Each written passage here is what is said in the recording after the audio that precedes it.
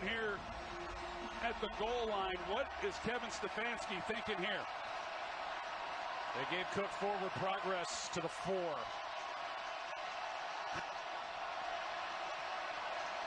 You got Rudolph up here at the top.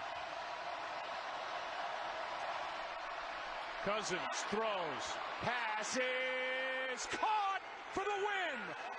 Kyle Rudolph and the Vikings are moving on.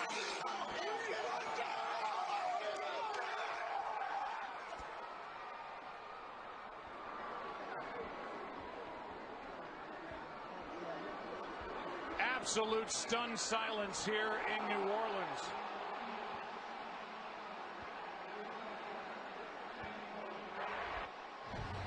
The Saints wondering if there's going to be a review for a push-off. And how ironic would that be if they give that a look? Well, he definitely extends the right arm, but from what we've seen throughout the year, you can't imagine that would be overturned. But, Mike, I'm going to defer to you. Thanks. I'll give it back to you, Troy. This is one now that New York will look at. They have to make a decision. They have to make a decision on whether or not, A, there is pass interference, and is it big enough in the replay situation they have with pass interference now to call. Clearly he does get separation, and he does extend the arm. And they are not going to look at it. And this is a final 26-20. Let's go down to Chris Myers. All right, and Kirk Cousins threw it to Kyle Rudolph, and he's still holding on to the football. They confirmed the catch. Congratulations. Was it supposed to go to you, this play? I'm so proud of our team, the way we fought. We knew it wasn't going to be easy coming here. We expected 60 minutes, and we got a little bit more. But I'm so proud of our guys. Nobody gave us a chance to win here today, except for everybody in our organization. We believed. And how about Kirk Cousins, who's been scrutinized? He had to throw to Thielen, and then obviously had to get the ball to you. I'm just glad Kirk can't win big games, apparently. So I think we proved that one wrong today. You're dripping with sarcasm. So the game-winning catch, was that designed to go to you from the start? They brought all-out pressure, and Kirk made a great throw. Like I said, I'm just so proud of our guys. I'm proud of Kirk blocking out the noise, coming down here and playing huge all game. All right, well, congratulations. Good luck up against the 49ers. Thanks, all right, always a pleasure. See you later. All right, Kyle Rudolph, let's go back up the show. All right, thanks, Chris. 20 red zone touchdown catches over the last 4 years, third most by a tight end across the NFL, and now one huge one here to win this game, and what a moment for Kirk Cousins. Yeah, what a moment for a team that had not won a game on the road this year against a team with a winning record to do it in the biggest moment here in Wild Card Weekend, and for Kirk Cousins to deliver at the biggest moments when he needed to. Hats off to him. A date with the 49ers coming up for the Vikings. Coming up next, State Farm postgame show. 26-20 the final in overtime. Vikings moving on. NFL Game Day highlights presented by Pepsi. Rhett Lewis, Terrell Davis, LaDainian Tomlinson. Counting down to the end of this Vikings-Saints game. Saints are driving. They are now in Vikings territory, needing a field goal to tie. Remember, Will Lutz has missed a field goal today from about 43 yards. So I'd like to get him a little closer. They're currently at the 47-yard line and now inside the 40 after a Michael Thomas reception. As we also are looking ahead to the final game of Wild Card Weekend. First playoff game for Marshawn Lynch, TD, in some 4 years as he's back with the Seahawks. That'll be one of the storylines. That's great timing by him coming back.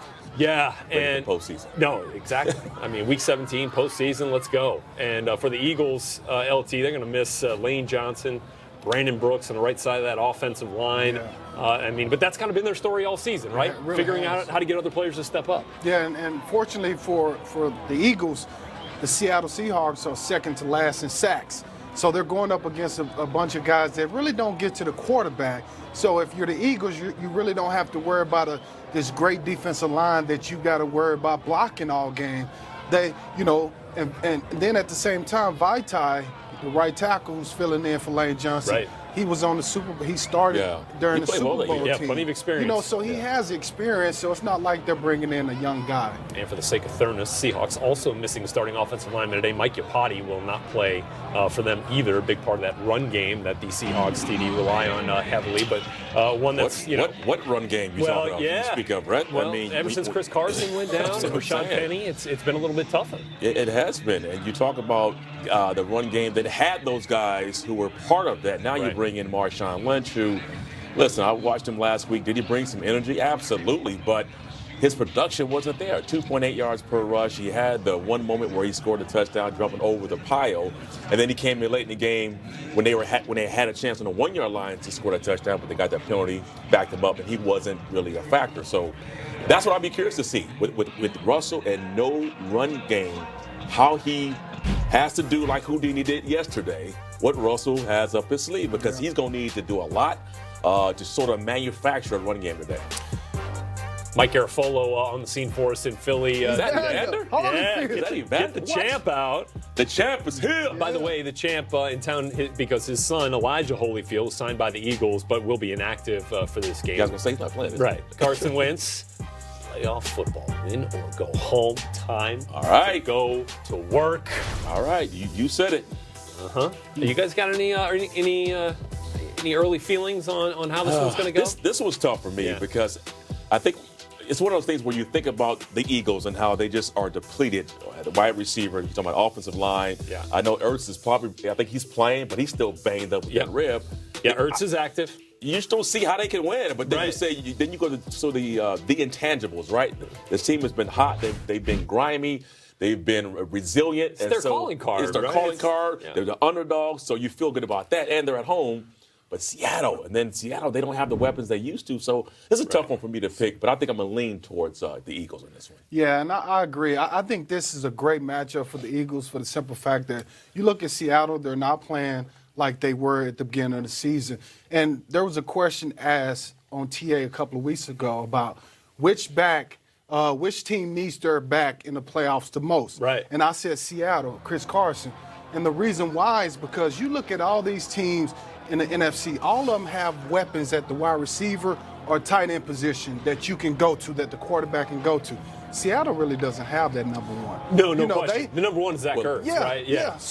So Seattle don't have that luxury. So they have to rely on the run game to keep the chains moving, and so that Russell can make those dynamic plays when it comes time. So I agree with you. Lockett, they got Lockett. Lockett's good. I know. But this is his first year as the main guy. He was banged up during the year. But I think what you're saying too is that they rely so much on that run game to get those guys open. Yeah, absolutely. So here, a quick update for you here. Will Lutz lining up for a potential game-tying 49-yard field goal in New Orleans. It is. And he's got it. He's got it, missed earlier, and now redemption. Is that a knuckleball? Lutz. It wasn't the prettiest, but it went through. And now 2 seconds left on the clock, and we are tied up at 20. And so are we going to go to overtime on consecutive days? Why not? In the NFL playoffs, in the NFL's 100th season. Only fitting, right?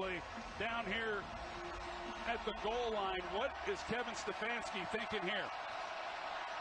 They gave Cook forward progress to the 4.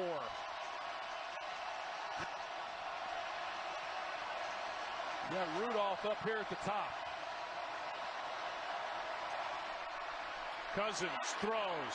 Pass is caught for the win. Kyle Rudolph and the Vikings are moving on.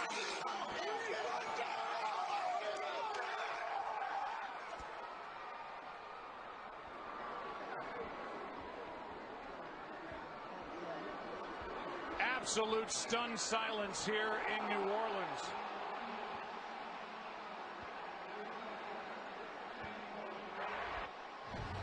The Saints wondering if there's going to be a review for a push-off.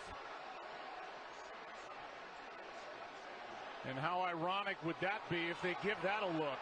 Well, he definitely extends the right arm, but from what we've seen throughout the year, you can't imagine that would be overturned. But, Mike, I'm going to defer to you. Thanks. I'll give it back to you, Troy.